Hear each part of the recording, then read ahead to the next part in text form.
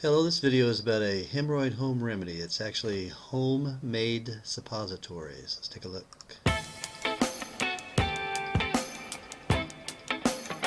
So last week I told you guys about my suppository making, and I just thought I would show you so that you can see that it's not very difficult. Brett's got a clove of garlic that he's going to mince as finely as possible. If you have a garlic press, that's going to work a lot better, but we don't have one. Who needs a press when you have a Brett? Thanks to my handy dandy garlic Brett Julian machine. We've got some Julian garlic here. Look at that. I don't even know how he does that. I can't do that. But anyways, we're just gonna put it in this little jug. Juggy my bug. Brett's gonna put it in that little jug. Since I can't do it one-handedly. So we're gonna stick it in. This is just one clove of garlic.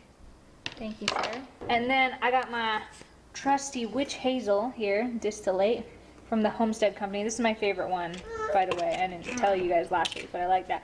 And all I'm gonna do is I'm gonna put enough liquid there to get the garlic. See, this, for me, this is not 1 ounce. I know last week I told you 1 or 2 ounces.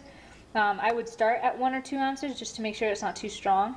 But I like to just let it sit for about an hour or so. That way the garlic really seeps out into the witch hazel. Okay guys, so my little mixture has sat for about a couple hours now. And all I'm gonna do is I'm gonna take some coconut oil. As you can see, mine is hard. If you're living in a warm area where yours is liquefied, you can put it in the refrigerator and then set some out at room temperature until it becomes a good temperature to be able to mold. I like to just get a big heap and hump like this out. And then for me, I just grab, like I told you, if you're new to this, I would filter the garlic out, but I like to put the garlic in because I like mine strong. The more that the hemorrhoids heal, the more I notice that you can take. You see how it's kind of just pasty like that? See, you see how it like still sticks together, okay? What I like to do is I like to put my fingers in the witch hazel to give me a little bit of like a water layer on my fingers so that the coconut oil doesn't stick. I put my fingers in the witch hazel like this, and I grab a little bit like that, and I form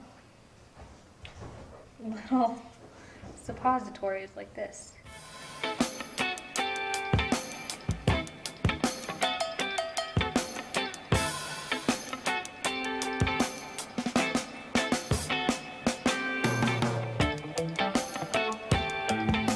The spoon thing works, guys. I've never done it like this before, but it seems to work really nice. Make sure you round out at least one edge. Try to keep it really round.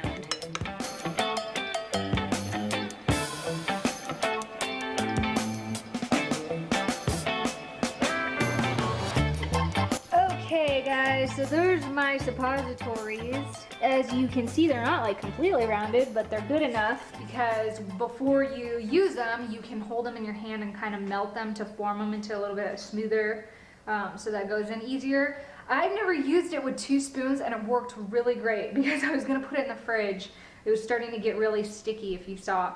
And I waste a lot less coconut oil because I end up not having stuff stuck to my hand, and as you can see, there's not really any stuck to the spoon. So that worked out really great. 2 spoons, use the back sides, and there you go, you got suppositories. So all I do is, once I'm done with this, I store this in the fridge, and hopefully you can find success in doing this for yourself. I know it's kind of a weird concept, but it really works wonders for me, and it feels really good. Hope you guys learned something fun. You mentioned you need to wear a liner or essentially a diaper. Yeah, I told you guys in last week's vlog, if you did not watch my pregnancy vlog and you're just watching this to learn about suppositories, you might buy a panty liner. I just use an extra thin one because if you pass gas, all of that stuff comes blowing out. So don't use it before any public events or before swimming. Please don't use it before going swimming.